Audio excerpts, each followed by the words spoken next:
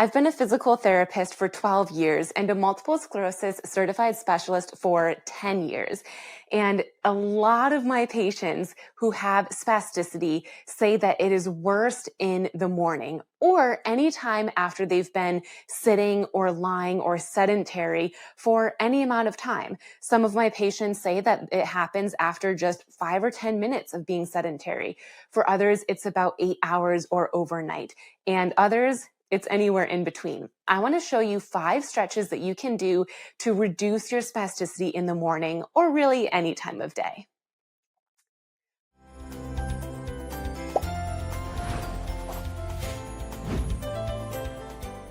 When we're talking about sleeping, we are often lying down. Even if you're in a recliner, you're still in a more lying down position. And our muscles can get really tight, especially if we haven't used them often within a certain amount of time. So these stretches can help reduce spasticity. I'm going to show you what the stretches are, and we're just going to run through them. But when you're doing this on your own, you can choose if you want to spend about 20 minutes or so, slowly getting these stretches in, or if you just want to do them for about 20 or 30 seconds each and then be on your merry way. According to research specific to MS, when you have spasticity, longer holds can be better, anywhere from 60 seconds to 2 or 3 minutes. But we don't always have that time, especially if you have to go to the bathroom first thing in the morning. So at the very least, you want to try to hold each stretch for about 20 to 30 seconds. I think we all count too fast, so erring more on the side of 30 seconds is probably going to be your best bet. The first stretch is our hip stretch. So we want to be stretching the outside of our hip with this one. You can either cross one leg over the other like this. So I'm crossing my right ankle over my left ankle, sitting up tall and hinge forward. Or if you can, reach down with your arms, grab that leg, pull it up so that it's sitting on your lower thigh. Then sit up tall. If you have really tight hip flexors, especially after not moving for a while, this is enough of a stretch. If you need more of a stretch, you can hinge forward, and you should be feeling this stretch anywhere on the outside of your hip or the outside of your thigh. For all of these stretches, you are going to feel it wherever it's tightest for you. Anytime one of my patients asks me, Dr. Gretchen, am I doing this stretch correctly? My first response is, where are you feeling it? And if they tell me that they're feeling it where they're supposed to, even if they look funky, even if they look like they're not doing it right, if they're feeling it in the right area, that's all we're going for. It's perfect, and I wouldn't change anything. Then we'd back off, slowly lower it down. Same thing on the other side, either crossing your ankle or grabbing. Either way, sitting up tall and hinging forward. And you feel that stretch right on the outside of your hip. The next stretch that you can do is a hamstring stretch. Our hamstring muscles run from that bone that we sit on all the way down to behind your knee. So you're going to want to sit on the edge of your bed, straighten one knee, try to straighten the knee as much as possible, sit up tall, and hinge forward. I always like to have my hands on my opposite lower thigh. If you're pressing on the leg that's straight, it can bother the back of your knee, which we don't want to do. So hands are on the knee that's bent, hinge forward. Doesn't matter what your ankle is doing. So often my patients will ask, do I lift my ankle up or down? Whatever feels comfortable for you. And of course, we would want to do the same thing on the other side. The next stretch is going to be an inner thigh stretch. And this one is great if you've just been sleeping, because a lot of the times when we're asleep, our legs are together, especially if we're laying on our side. So we want to stretch our inner thighs. If your inner thighs don't get that stretch, then they'll be sucked in and you might start walking with more of this tandem style gait.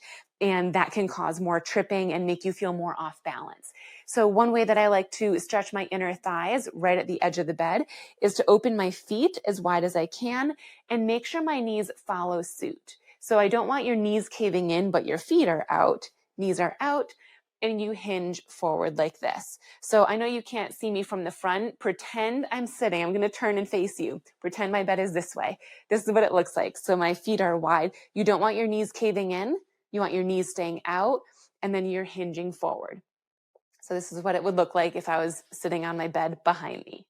For 10 years, I've been helping people with multiple sclerosis. And what I've seen is that most people with MS have a desire to get stronger and walk better, but what they've tried hasn't worked.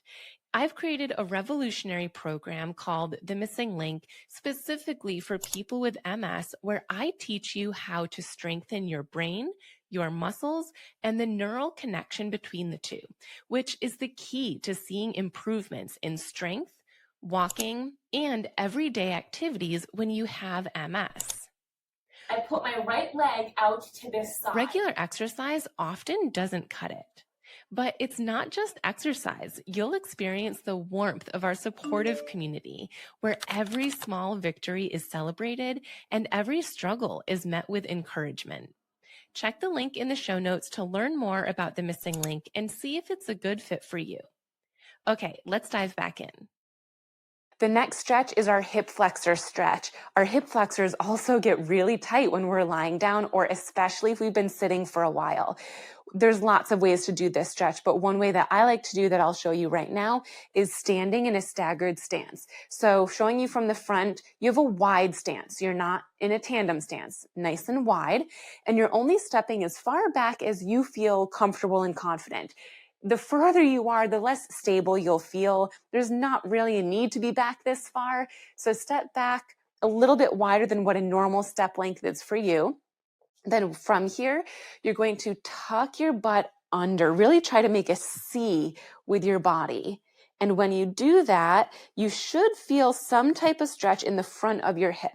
If you don't, you can try to straighten that back knee without losing that tuck. So keeping your butt tucked under, try to straighten that back knee. And that's when you should feel a stretch in the front of your hip. This can also stretch the front of your thigh, your quadricep muscles. You're going to feel it wherever your muscles are tightest. So it could be either one of those. And then, of course, you would want to do the same thing on the other side, stepping back, round your hips under, try to straighten the back knee if you need more of a stretch without losing that tuck. And then you would relax. The final stretch that is great to do in the morning, right after you've gotten out of bed or anytime you've been sedentary, is a calf stretch to stretch the muscle on the back of your lower leg. When those muscles are tight, it can make foot drop worse, and it can make toe drag and foot slap, all of those symptoms worse. So one way that you can stretch that easily on your bed is to stand close to your bed. You can hold on to the headboard if you have one, or down by the actual mattress. You're going to step back with one leg and push that heel down. And just by doing this, you should feel a stretch in the back of that leg, specifically the lower leg. To get the second calf muscle, you can bend that knee just slightly, and it should move the stretch from being in this meaty, bulky part of your calf down to the lower part, closer to your heel. And then, of course, you'd want to do the same thing on the other side. Heel is down, and you can shift your weight onto this front leg. The more you shift your weight there, the bigger the stretch it's going to be. If you want, you can bend that back knee. And there you have it. Those are my 5 favorite stretches that I recommend to all of my Missing Link members, all of my one-on-one patients and clients to do in the morning if you have spasticity, specifically from MS. And as I mentioned, make these work for you. If you want, set a timer for 20, 30 minutes. Go slow. Maybe you're holding each stretch for about 60 seconds each side, and you're doing them 2 rounds through, and you're just going slow, taking your time. Or maybe you don't have much time and you just do about 20 to 30 seconds each one, just one time per leg, and you're on your way. And if you don't even have that much time, pick the ones that feel truest for you. If some of them you felt like, I don't have spasticity in that muscle, then you don't have to do those ones. But if you really felt tightness in one of them, just pick that one. Do that first thing in the morning and then go on your merry way. When you have MS, spasticity can be so debilitating, and there are lots of strategies that you can implement. We've had guest speakers such as MS neurologists come into my online membership, The Missing Link, to teach us about all those different strategies. But one strategy is stretching. So I hope you give these a try. If you like this video, please remember to subscribe, share it with a friend, and comment below to let me know what you thought.